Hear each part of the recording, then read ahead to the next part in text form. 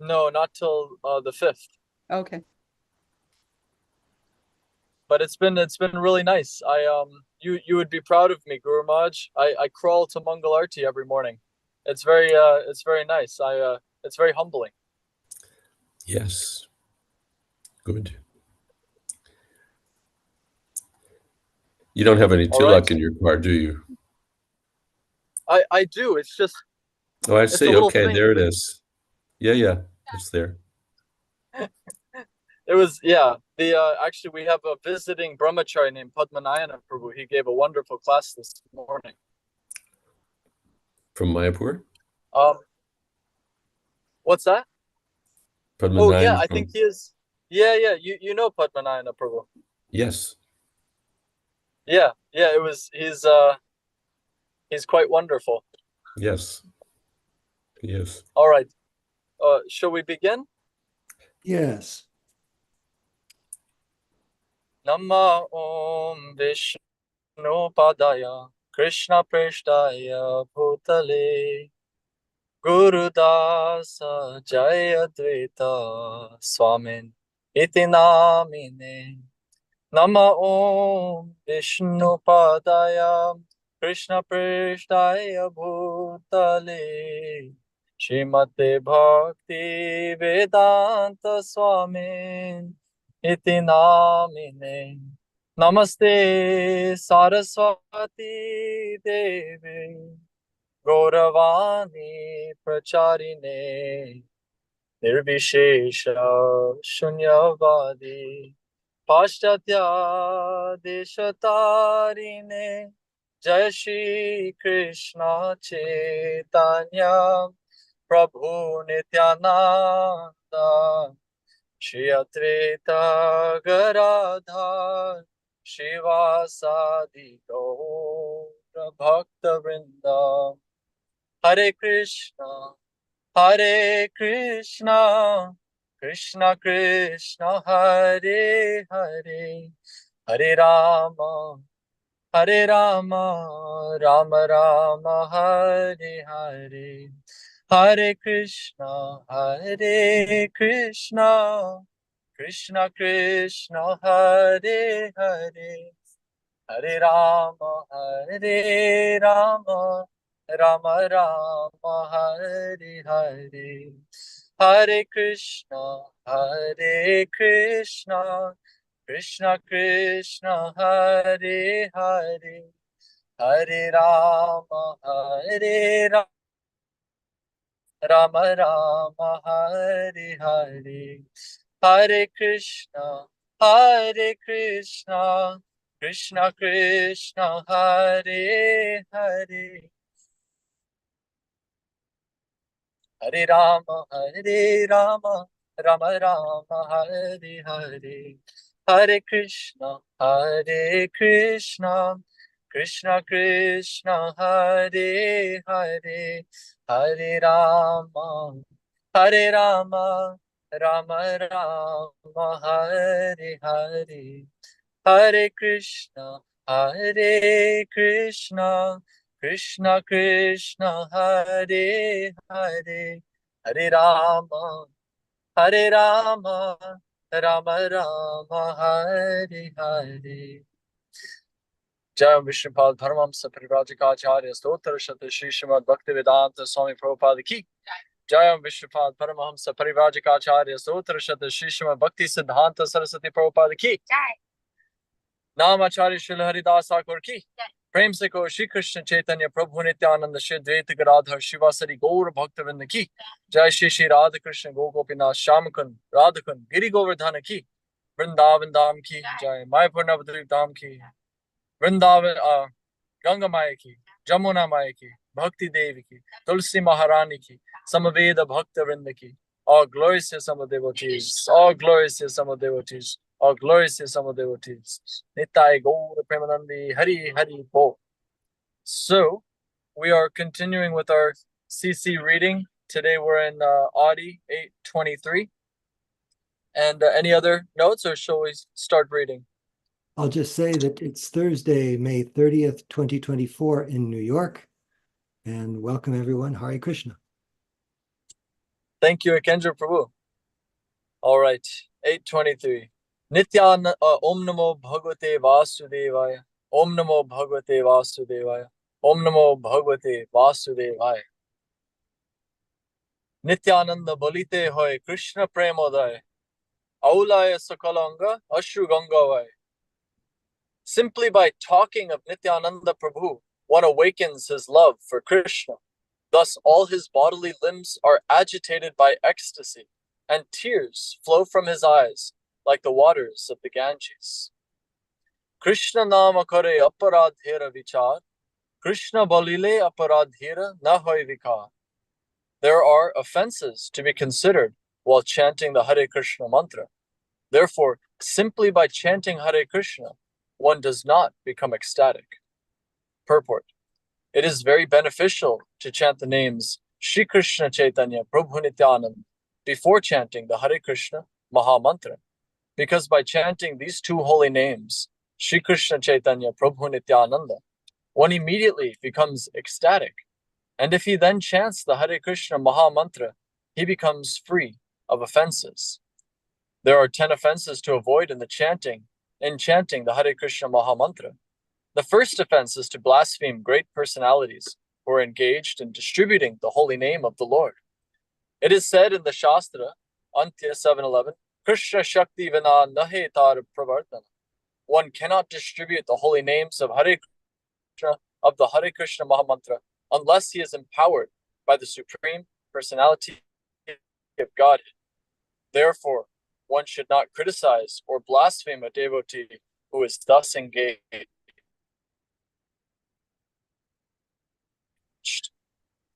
We can continue. Shalakya Chakshurum Militam Jena Tasmai Shri Gurve Namah. Shri Chaitanya Manobhishtam Stapitam Jena Bhutale. Swayam Rupa Kadamahyam Dadati Swapadantikam. Vandeham Shri Guru Shri Jutapatakamallam Shri Gurun Vaishnavamsha. Shri Rupam Sagra Jatam Sahagana Raghunatam Mitam Tam Sajivam. Sadvaitam Savadhutam Parijana Saitam Krishna Chaitanya Devam. Shri Radha Krishna Padan Sahagana Lalita Shri Vishakam Mitamsha. Namo Vishnu Padaya Krishna Prishtaya Bhutale Gurudas Jayadvaita Swami Nam. Hey Krishna Kuruna Sindhu Dinabandha Jagatpate Gopesha Gopika Kanta Radha Kanta Nusate Tapta Kanchana Gaurangi Radhe Vrindavaneshwari Vrishabhanu Sute Devi Pranamami Hari Priye Vancha Kalpatru Bhyascha Kripa Sindhu Bhyevacha Patitanam Pavanebhyo Vaishnavebhyo Namo Namaha. Shri Krishna Chaitanya Prabhu Nityananda Shri Advaita Gadadhar Shivasari Gaura Bhaktavinda. Hare Krishna, Krishna Krishna, Hare Hare, Hare Rama, Rama Rama, Hare Hare. I won't say much, but I did, something came to mind, a story that you told me, Guru Maharaj, that you were with His Holiness Satsvarup Maharaj, and everyone was leaping with ecstasy, so excited. Srila Prabhupada was there himself, and His Holiness Satsvarup Maharaj commented, I don't feel anything. And this is sort of a profound statement for me, just to understand that you may feel like chanting, you may not feel like chanting, but you chant anyway, you trust the process. And it's not that we should always be leaping out of our skins in ecstasy, but we understand that ashmasada, that our heart is steel framed because of so much material contamination. So in that state, how can one be ecstatic? But yet, we're given this promise that when you're chanting these names, and sometimes we do feel it, and that's very nice. But our practice shouldn't be contingent upon that every moment I'm so blissful. Otherwise it's not worth it. Otherwise, I can go find my ecstasy somewhere else. No, the ecstasy is here. It's just with the practice, gradually one becomes free. And we were just hearing in class the other day, our Aravind Daksha Prabhu, he said, actually there's 5 rules that we follow. The 4 rules that we're all familiar with, and the 5th, don't criticize the Vaishnavas. So if you're not feeling ecstasy, you can look in your life, where am I committing these offenses? How can I weed these things out? Nindadi shunya hridam ipsata sangalabdhya. And if we get that association of the devotee who's completely free from that tendency, then that can rub off on us, and we can improve our practice exponentially. So that's to be desired. And with that, I pass it over to you, Maharaj, if you have more comments on this beginning a couple paragraphs.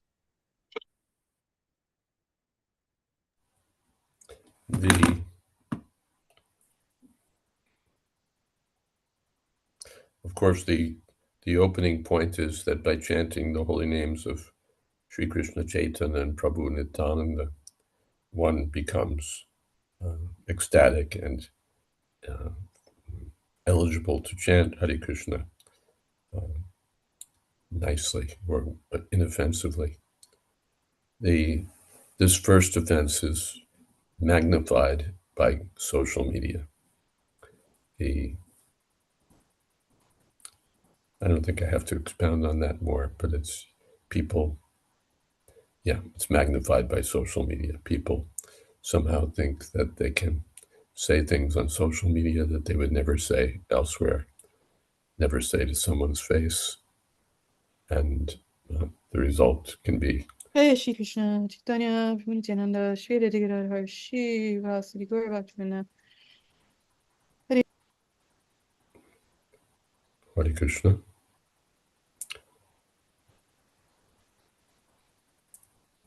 But one should be careful. Hare Krishna. And what do you think about the first verse? Didn't have a purport, Gurmaj, but how that's quite a wonderful verse as well. Besides, that the Panchatattva mantra, specifically the names of Nityananda Prabhu and Sri Chaitanya Mahaprabhu, bring about this adhikar to chant the Maha Mantra. But verse 23 being that simply by talking of Nityananda Prabhu, one awakens his love for Krishna, specifically Nityananda Prabhu. Yes, how wonderful. How wonderful. All right. I don't see anything in the chat yet, so perhaps we'll continue with this Padma Purana quote. Sri Padma Purana states, Satam Ninda Namna Paramama Paradham Vitanute Yata Kyatim Yatam Katamuha Sahate Tadvigarham. To blaspheme the great saintly persons who are engaged in preaching the glories of the Hare Krishna Maha Mantra is the worst offense at the lotus feet of the holy name. One should not criticize a preacher of the glories of the Hare Krishna Maha Mantra. If one does so, he is an offender. The Nam Prabhu, who is identical with Krishna, will never tolerate such blasphemous activities, even from one who passes as a great devotee. The second Nam Aparad is described as follows. Shivasya Shri Vishnur Yaiha Guna Namadi Sakalam Dhya Bhinnam Pashyet Sakalu Hari Nama Hitakara. In this material world, the holy name of Vishnu is all auspicious. Vishnu's name, form, qualities, and pastimes are all transcendental, absolute knowledge. Therefore, if one tries to separate the absolute personality of Godhead from his holy name or his transcendental form, qualities, and pastimes, thinking them to be material, that is offensive. Similarly, to think that the names of demigods, such as Lord Shiva, are as good as the name of Lord Vishnu, or in other words, to think that Lord Shiva and the other demigods are other forms of God and are therefore equal to Vishnu, is also blasphemous. This is the second offense at the lotus feet of the holy name of the Lord.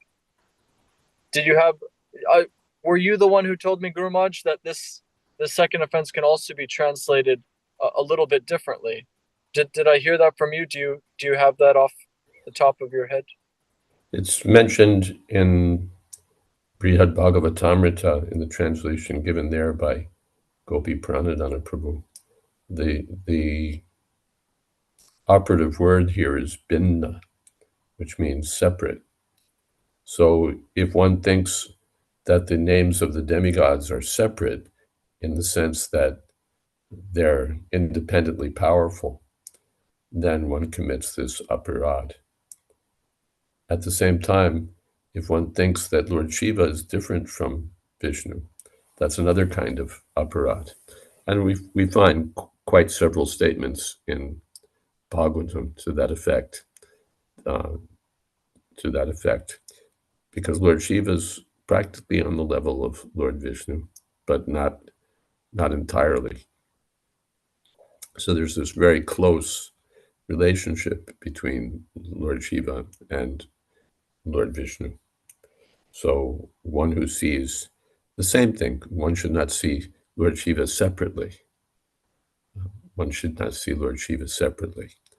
But those who've understood the Vaishnava conclusions, they see Lord Shiva as exalted and as closely related to Lord Vishnu, almost on the level of Lord Vishnu, but still not on the same level. Kshiram yata tadivikara vishesha yogat. Sanjayate nahitata pritagasti hetu. Yasambhutam apitata samupaiti karyat. Govindamadi purusham tamam bhajami. Almost on the level of Vishnu, but not quite. Thank you, Gurmaj. Yeah, these verses are throughout Shastra. Actually, I was just reading this morning in Sri Krishna Lila Stava as well. Brahmane Srishti Kartresha Sanghartre Shiva Rupine is described in the beginning as a form of the Lord, with that function of destruction, and I'm sure other functions as well. But even the demigods in this morning's Bhagavatam class, the Brahmanas are telling King Vena that the demigods are plenary portions of the Supreme Personality of Godhead, which led to quite a wild discussion. But it's sometimes it is hard for me to wrap my head around, where to, if there's a hierarchy or how to place them exactly. And do you have any advice for how we should view Lord Shiva in this context, where we say almost as good, but then in certain places it doesn't seem to make that distinction?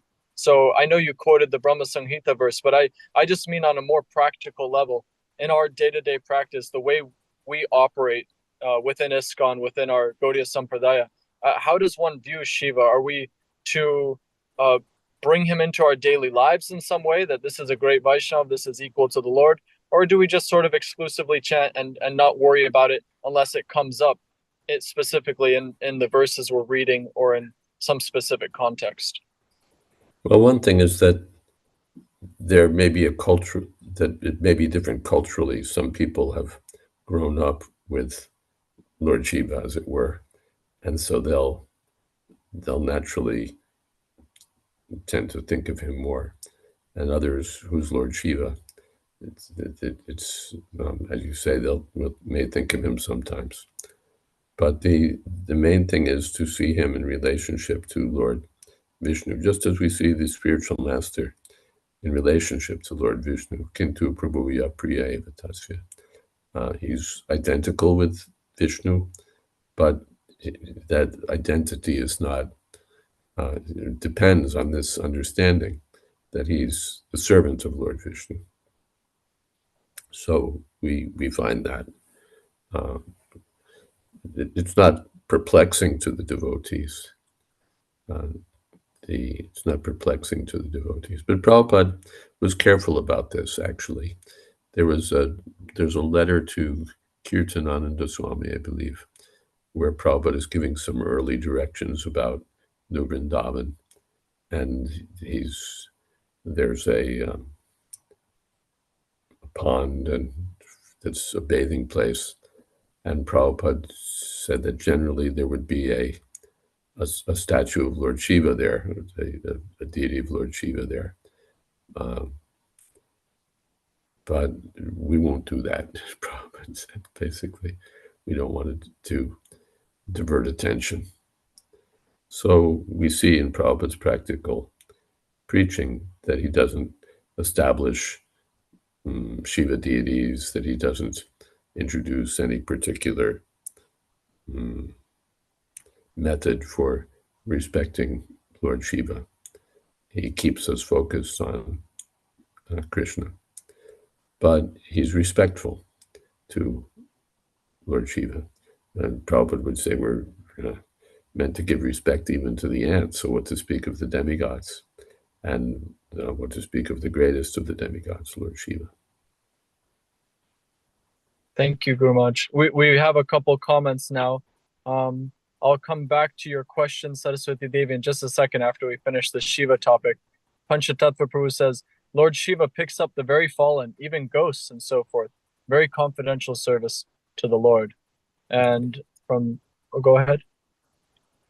Did you have something, Guru Maharaj? Not just, he has his own sampradaya. He instructs the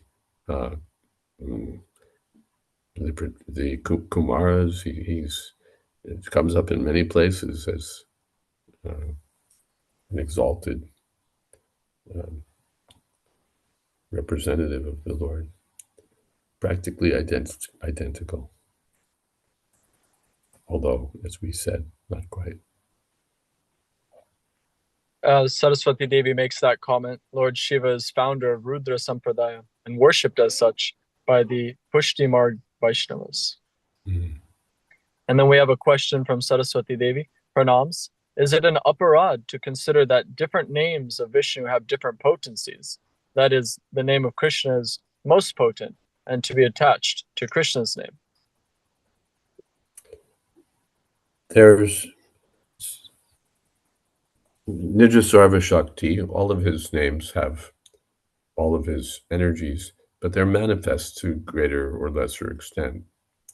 So when we speak of the Lord, for example, as Parameshwara, the supreme controller, that's valid. And in that holy name, Parameshwara, there's all potency. But when we speak of Krishna, Govinda, then we're focusing particularly on the supreme form of the personality of Godhead. And those names have the quality of attracting us to that original form. So there's oneness. And at the same time, there's distinction in that these particular names bring out the most attractive features of the original personality of Godhead. Both things are there. But again, there's no difference. Lord Shiva and Lord Vishnu and Lord Krishna are identical. And yet there's a difference in their manifestation. Krishna manifests the full features of Godhead. Lord Vishnu manifests lesser features, fewer features, you can say. But they're the same person. We're meant to understand that it's not two different persons. Lord Vishnu is one person, Krishna is another person. They're the same person. They're the same person, but appearing in different ways.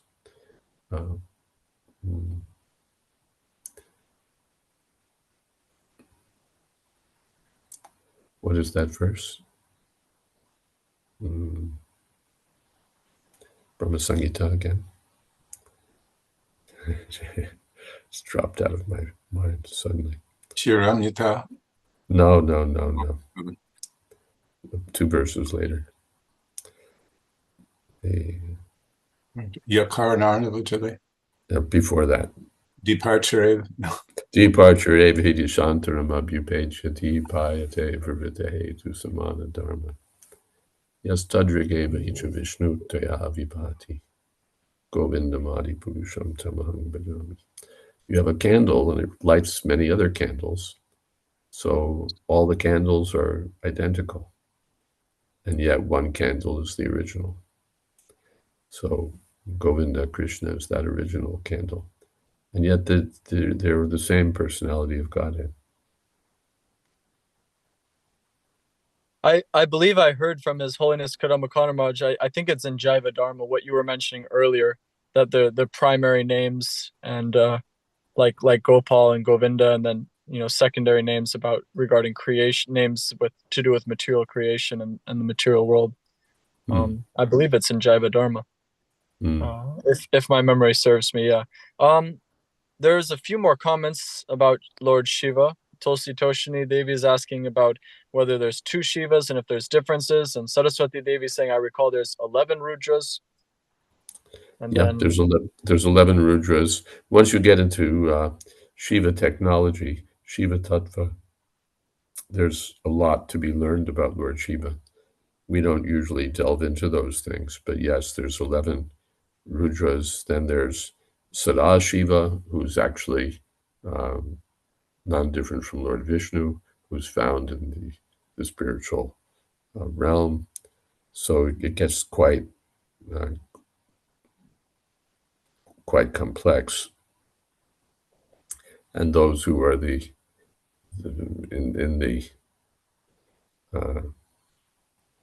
who are worshippers of Lord Shiva can tell you so many things about various forms of Lord Shiva, but we keep it fairly simple.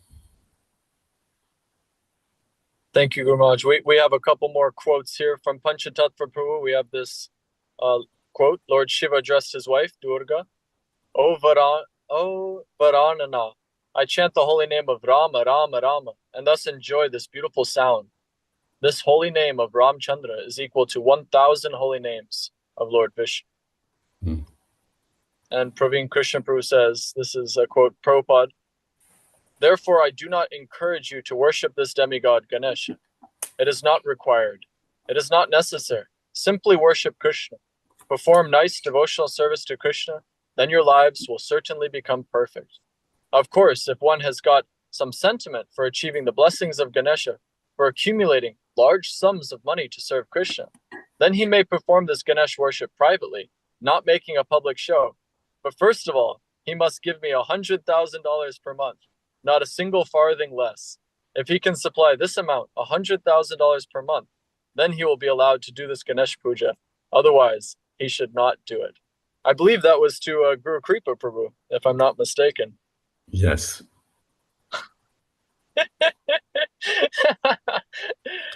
And it comes from, of course, the statement in Nectar of Devotion that one should begin the worship of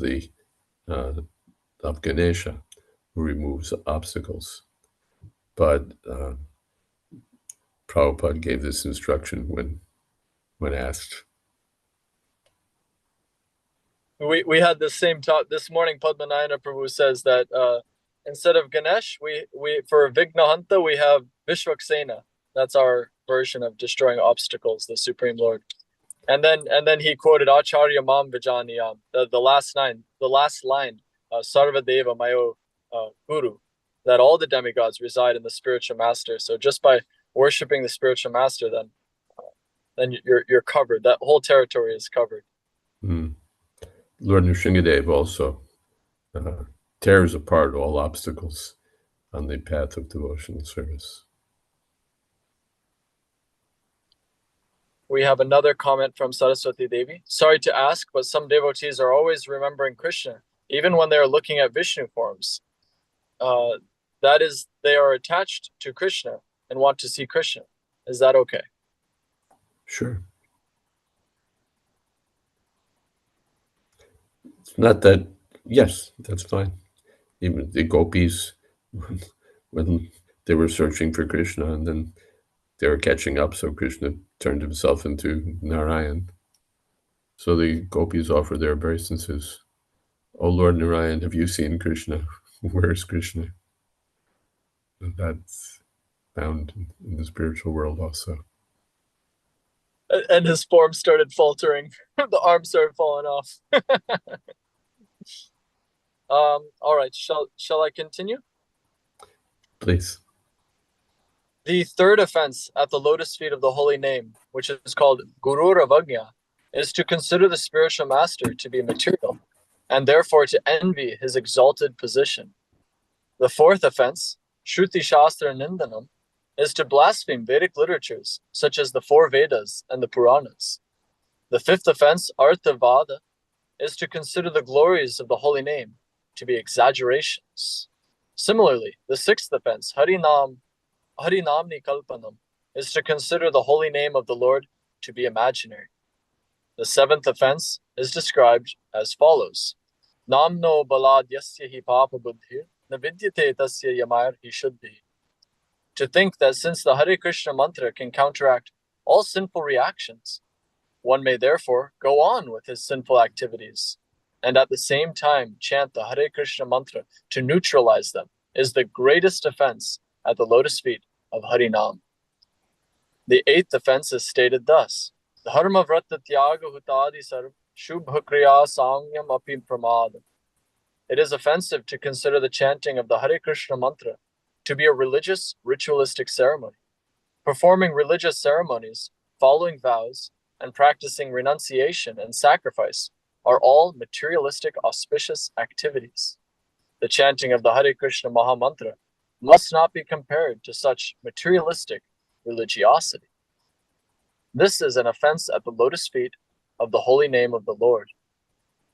The ninth offense is described as follows: Ashuddha dhane vimukhe pyashrinvati yashchopadesha shivanama parada.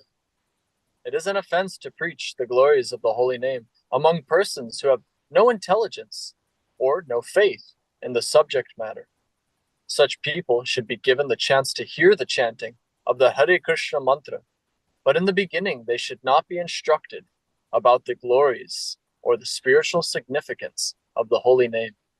By constant hearing of the holy name, their hearts will be purified, and then they will be able to understand the transcendental position of the holy name.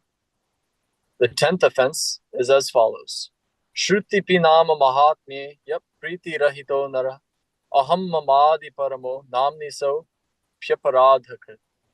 If one has heard the glories of the transcendental holy name of the Lord, but nevertheless continues in a materialistic concept of life, thinking, I am this body, and everything belonging to this body is mine, aham mamed, and does not show respect and love for the chanting of the Hare Krishna Maha Mantra, that is an offense.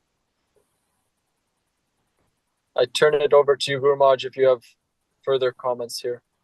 Well, every one of these offenses can be the subject of extensive discussion and deserves to be the subject of extensive discussion. Guru Bhagya, to disregard the instructions of the spiritual master, or think that the spiritual master is material, and to envy his exalted position. Shruti Shastra Nidanam. The Vedas are all right, but not the Puranas. That's another offense. Or not even the Vedas, none of them, to not give importance to any of the Vedic literature. The Artavad.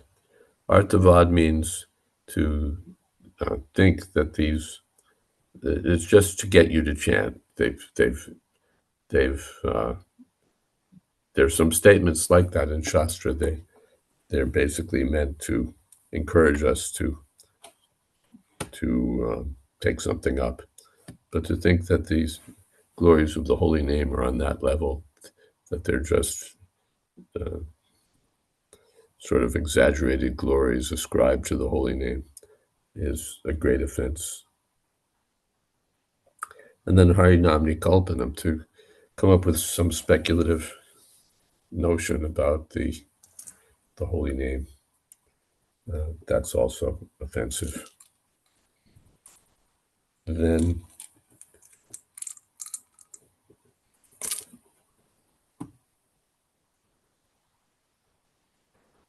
namno baladhyasyahi papa buddhi, to commit sinful activities and think, well, I'm a devotee, I'm chanting Hare Krishna.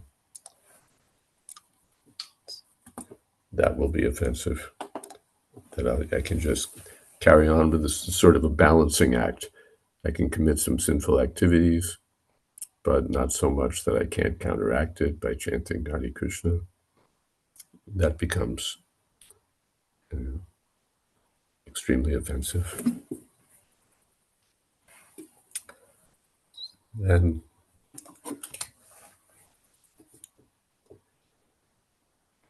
to think that chanting is on the same level as vows and renunciation and sacrificial ceremonies and so on, that's offensive.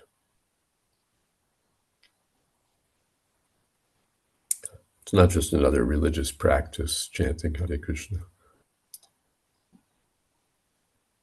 So, something far more exalted.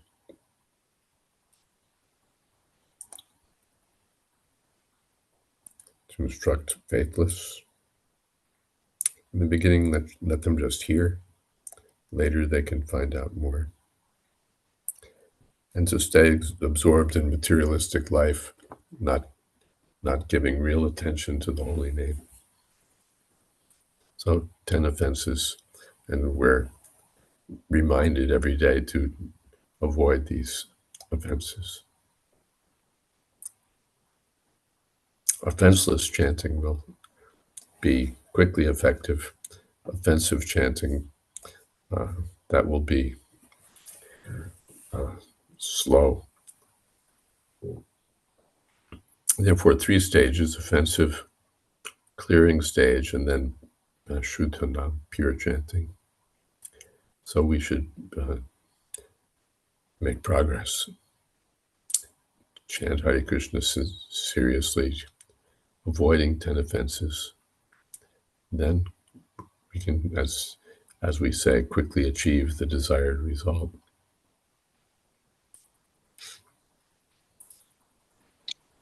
We have a couple of comments, Guru Maharaj, from Saraswati Devi. She wants to ask, there's some despair here that it seems impossible, that to chant without material attachments is very difficult, and also the third offense, to disobey the orders of Param Puja Gurudev. So if Gurudev orders to never forget Krishna ever, but we can't follow this, then are we immersed all the time in offenses, maintaining material attachments, all these things?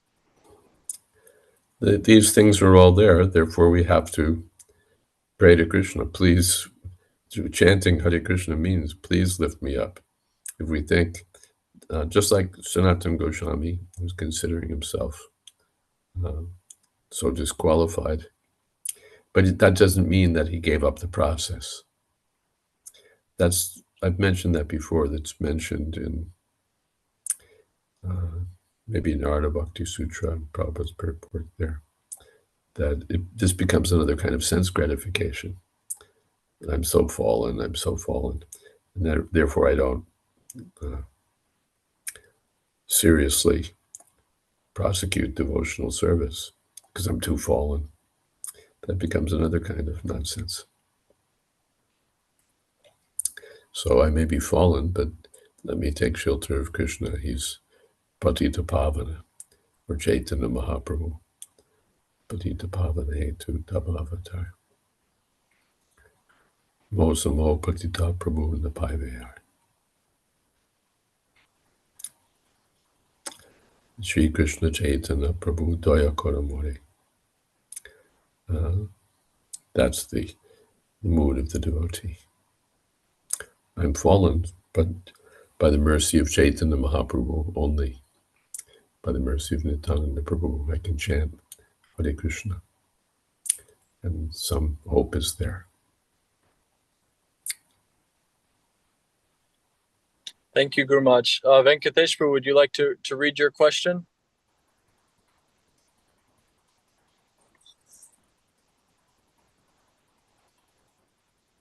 No? Venkatesh Prabhu says, it is said that we have to chant and also hear the holy name, but the mind is wandering and the hearing does not happen consciously. Even if I am praying, etc., I am unable to hear the holy name, so it is all right?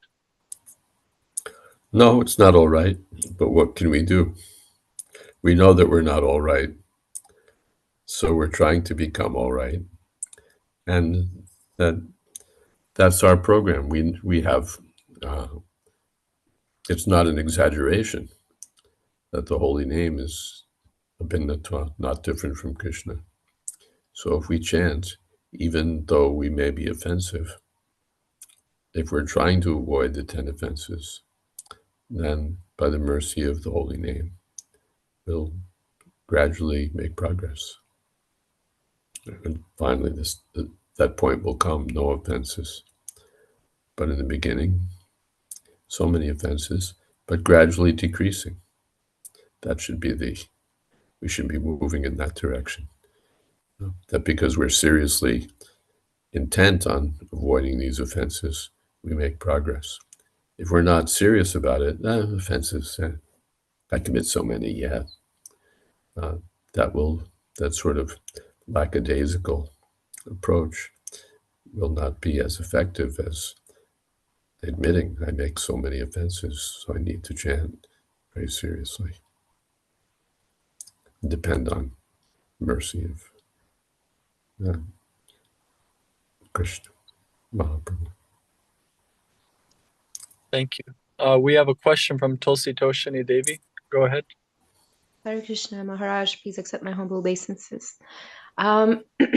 Regarding the offense of making offenses on the strain of the holy name, what about like when a devotee starts chanting, for example, and realizes that he still has like challenges and reaction for like sinful activities that has been done in the past, and has expectations of like not having any more like these reactions, and starts to doubt, like, so what does it mean exactly when it is said that the scripture, I mean the holy names counteract all the sinful activities? Does it mean that at the end, if we chant properly, it will bring us in a higher state anyway, and like at the ending goal, which is like love of God, and like pure love of God? And so what does it mean? Can you Even from the beginning, one will be benefited. Mm-hmm. It's not that it's only at the end. You just chant this, you just mechanically chant Hare Krishna till you finally reach the end, and at the end, everything is suddenly gloriously manifest. But even from the beginning, the people chant Hare Krishna and they feel something. They see there's some benefit, some blissful feelings, some freedom from lower influences. So even from the beginning. Personally, I feel like I can transcend more, like the challenges are there, but we can transcend it more by chanting the holy name regularly. That I can see. Yeah. All of us have experienced that if we chant Hare Krishna, some mercy from Krishna will be there. Okay, thank you. Hare Krishna. I have Venkatesh Prabhu lined up to read our next verse, 825. Quite a wonderful verse. Venkatesh Prabhu, are you ready?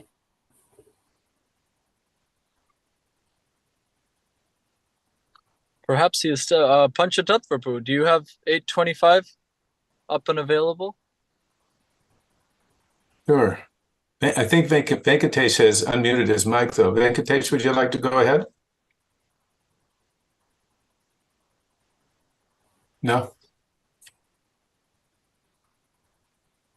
Okay. Haribo. Would you go ahead, Venkatesh Prabhu? Okay. Tadasmasaram hridayam batedam yadgram yamanair harinamadhyayai na vikriyet tatha yada vikaro netre jalam gatra ruhu suharsha. Translation: if one's heart does not change, tears do not flow from his eyes, his body does not shiver, and his bodily hairs do not stand on end as he chants the Hare Krishna Maha Mantra, it should be understood that his heart is as hard as iron. This is due to his offenses at the lotus feet of the Lord's holy name. Purport: Srila Bhaktisiddhanta Saraswati Thakur, commenting on this verse, which is a quotation from Srimad-Bhagavatam 2.3.24, remarks that sometimes a Mahabhagavata or very advanced devotee does not manifest such transcendental symptoms as tears in the eyes, whereas sometimes a Kanishtadhikari, a neophyte devotee, displays them artificially. This does not mean, however, that the neophyte is more advanced than the Mahabhagavat devotee. The test of the real change of heart that takes place when one chants the Hare Krishna Maha Mantra is that one becomes detached from material enjoyment. This is the real change. Bhakti Parishanubhava Viraktir Anyatracha. If one is actually advancing in spiritual life, he must become very much detached from material enjoyment. If it is sometimes found that a Kanishthadhikari, neophyte devotee, shows some artificial tears in his eyes while chanting the Hare Krishna mantra, but is still completely attached to material things, his heart has not really changed. The change must be mentioned in terms of one's real activities.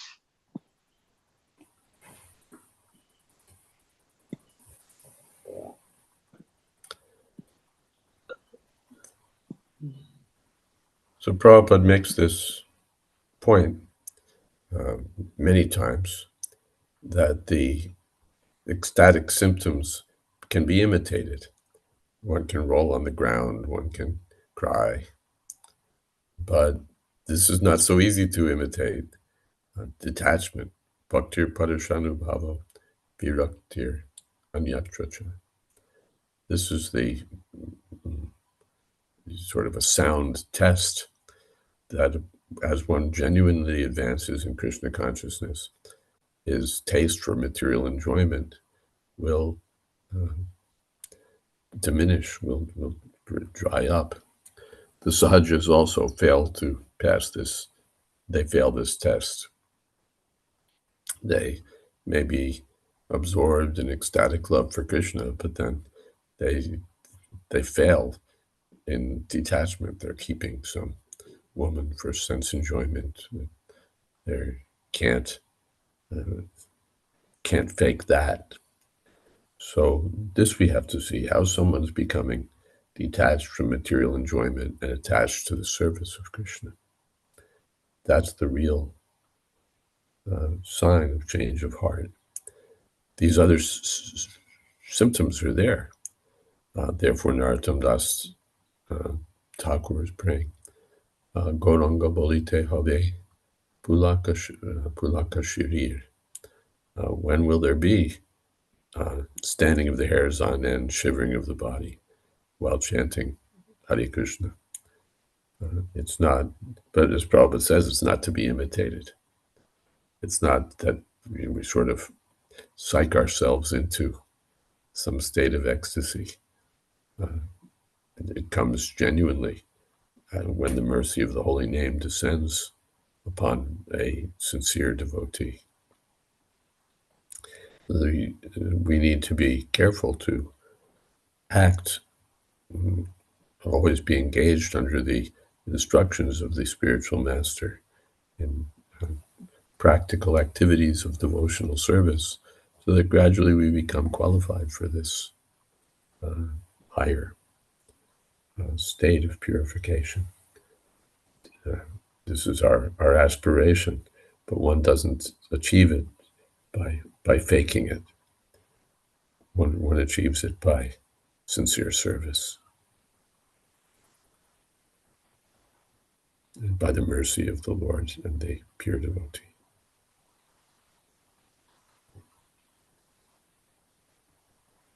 Thank you, Gurmaj. We have a couple of comments. Praveen Krishnapur is sharing from Chaitanya Bhagavat. Very nice story.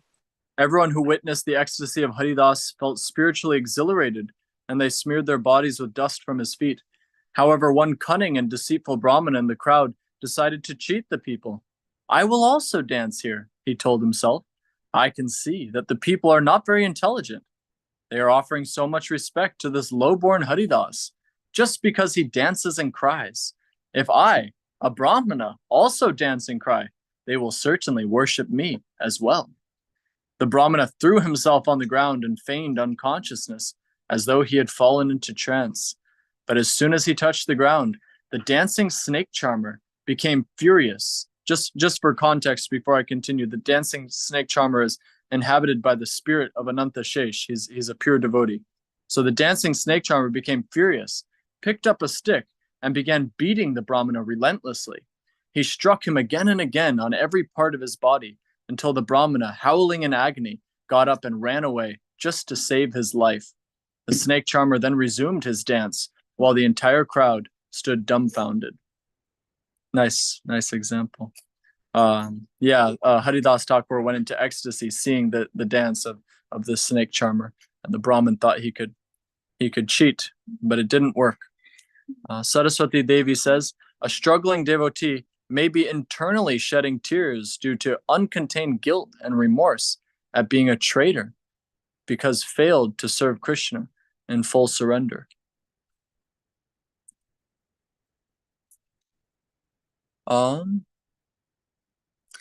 Any comment, Guru Maharaj, on either of these? Wait, so the guilt one is different.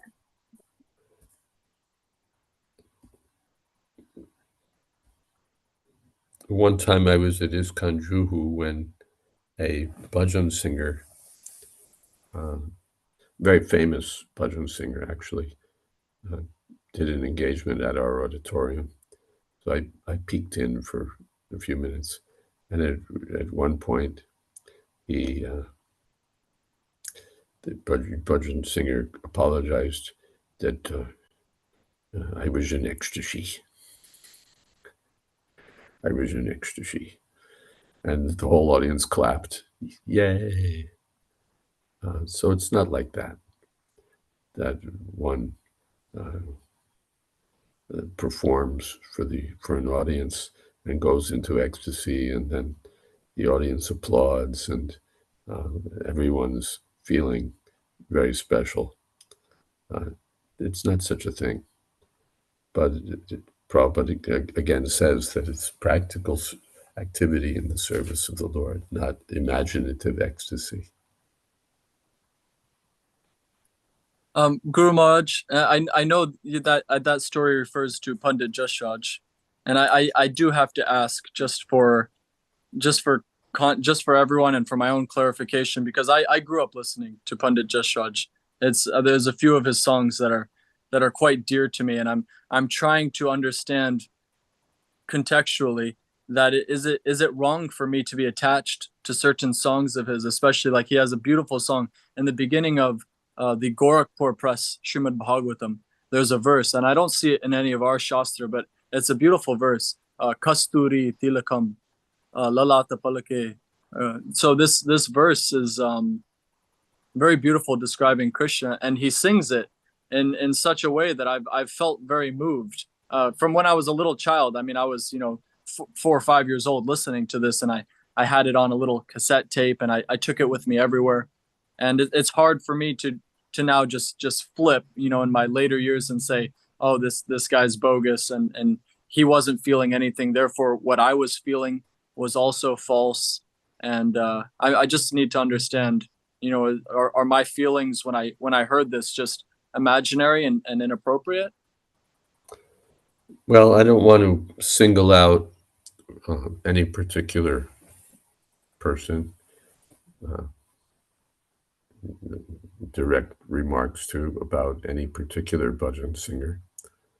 The idea is that the chanting done by pure devotees of the Lord is what we're interested in, not the chanting done as a profession.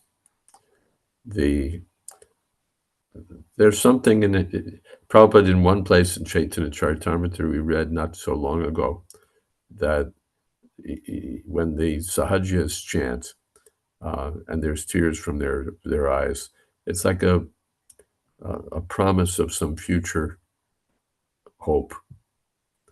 It's like the only place that I can think of in Prabhupada's books where he gives them any credit, but there he does, that somehow or other they're chanting Hare Krishna, and that will have some effect. Somehow they're attached. They could be attached to anything. Somehow they're attached to the chanting of Hare Krishna. So it's like we find that they're scholars sometimes. They're not devotees. They're scholars. But somehow they're attracted to Krishna. They want to talk about Krishna. They're fascinated by Krishna's pastimes or some aspect of Krishna. So still they're scholars. They're mundaners, and they may even sometimes write something offensive. But somehow there's so many scholars who are interested in so many other things. Somehow these scholars are interested in Krishna. So it's like a credit for them. It's like a future hope for them. About one Mayavadi, Prabhupada said that he's He's a Mayavadi, but he's worshiping Radha Krishna, so he can't remain Mayavadi. So it's like that there's something good. We can find something good if we want to. Something good. But on the other hand, so many times Prabhupada is cautioning us not to hear from the chanting should be heard from the lips of the pure devotees. The chanting from the lips of non-devotees is to be avoided. So, and we know, again, not singling out any particular bhajan singer, because there are many, and our Bombay devotees especially know the whole crowd pretty much. And we hear from our preachers there that about famous bhajan singers who are womanizers, who are, who drink alcohol and so on, and yet they're great bhajan singers. So the chanting should be heard from the devotees. We may pick up, of course, anything, an old ballad may remind us of Krishna, an old, anything. Especially if you're a devotee, then for the perfect devotee, everything reminds him of Krishna. So that we have to take into account also. As far as a particular song, we want to see what is the source. Otherwise, Prabhupada said there's so many songs that may be sung out of sentiment, but we want to stick to the songs sung by the acharyas. We may remember appreciatively this is a nice song, but we put our stock in the authorized verses. And some particular verse, we don't know the origin. All right, maybe we can find out. It may be there. And yes, but particularly we should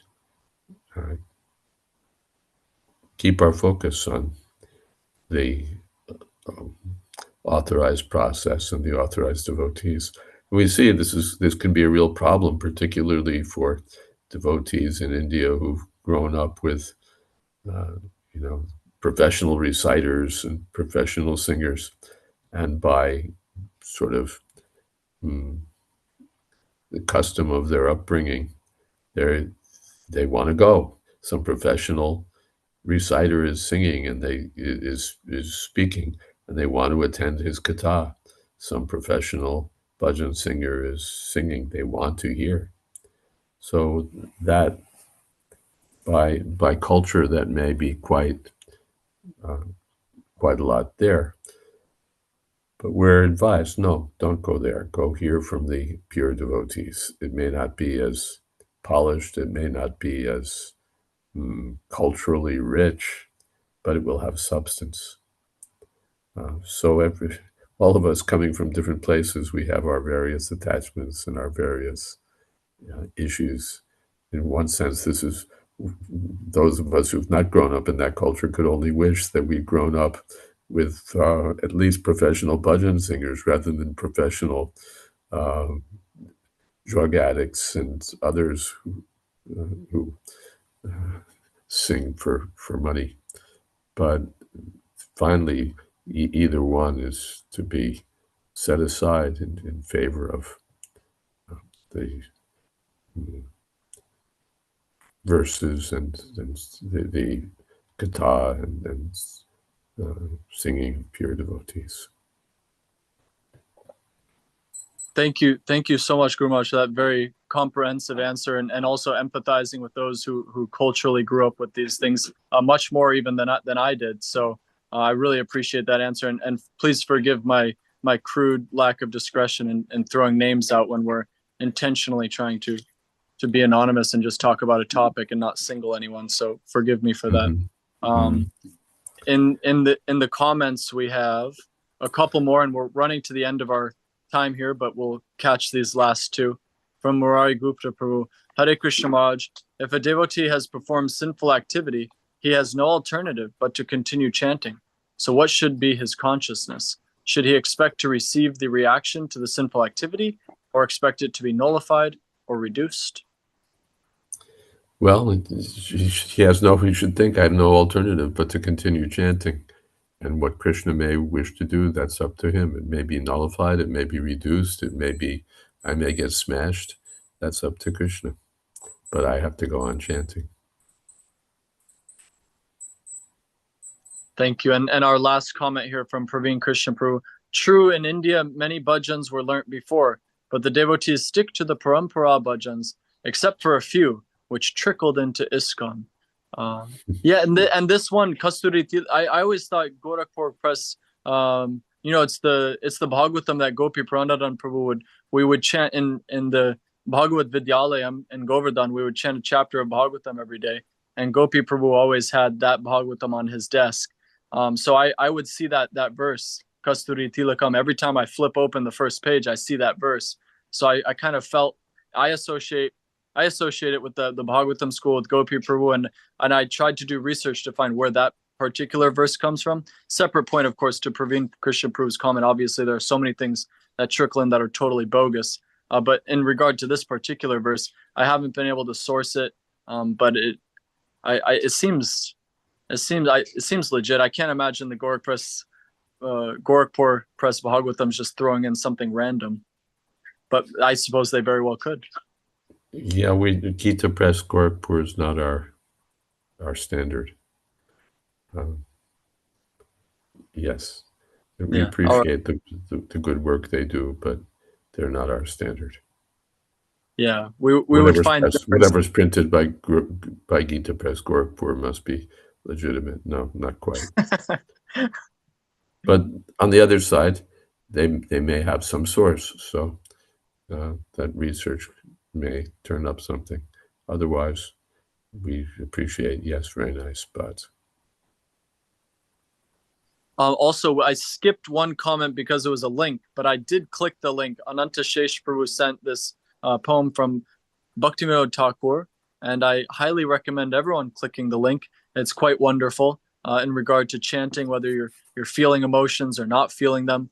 It's a wonderful read. So sorry for skipping that earlier, Ananta Shesh Prabhu. Thank you for that link. And Panchatat Prabhu says, trickle can become a flood if we're not careful. Yes. And something more, Guru Maharaj? We should hear some final kirtan from pure devotee of Krishna. Well, that rules me out. Panchatattva Prabhu, are you available for some chanting? All pure devotees. Well, I'm certainly disqualified. I'm thinking of Krishna Kanteya. I will do, but if only if he passes it up. Are you inclined, Krishna Kanteya Prabhu? Yes, Prabhuji. Thank you. Hare Krishna, Hare Krishna, Krishna Krishna, Hare Hare, Hare Rama, Hare Rama, Rama Rama, Hare Hare, Hare Krishna, Hare Krishna, Krishna Krishna, Hare Hare, Hare Rama, Hare Rama, Rama Rama, Hare Hare, Hare Krishna, Hare Krishna, Krishna Krishna, Hare Hare, Hare Rama, Hare Rama, Rama Rama, Hare Hare, Hare Krishna, Hare Krishna, Krishna Krishna, Hare Hare, Hare Rama, Hare Rama, Rama Rama,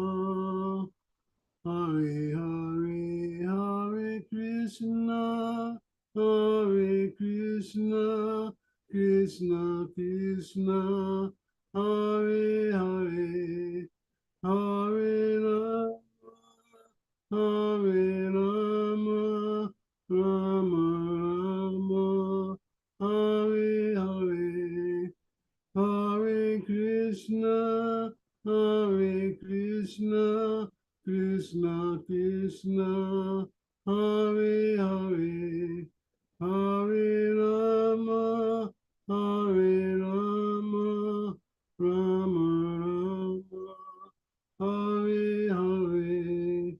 Nitai Gaur Brahmanande Hare Hare Bo. Jai Om Vishnu Bhat Ramsa Pairajal Charya Stota Tata Sri Srimad Divine Grace A.C. Bhaktivedanta Swami Srila Prabhupada Ki Jai Ananta Koti Vaishnava Vrinda Ki Jai Namacharya Srila Haridas Thakur Ki Jai ISKCON founder and trial, savior of the world, Srila Prabhupada Ki Jai, Prem Se Gaho Sri Krishna Chaitanya, Prabhu Nityananda, Sri Advaita Gadadhar, Sri Gaura Bhaktivinoda Ki Jai, Sri Radha Krishna, Gopinath Shyamakun, Radha Govind Giri Govardhana Ki Jai. All glories to the seven devotees, all glories to the seven devotees, all glories to the seven devotees. Jai Sri Guru Gauranga. Jai. Jai. Thank you so much, Krishna Kante Prabhu. And thank you, Radhesha Prabhu. Thank you so much. Thank you, Kendra Prabhu. Thank you so much. Shri Caitanya Caritamrta Ki Jai. Srila Prabhupada Ki Jai. His Holiness Jayadvaita Swami Maharaj Ki Jai. Samaveta Bhaktivinoda Ki Jai. Gaur Premanande. Hari Hari Bo. Thank you, Guru Maharaj. Thank you, Panchatattva Prabhu. Hare Krishna. Yes.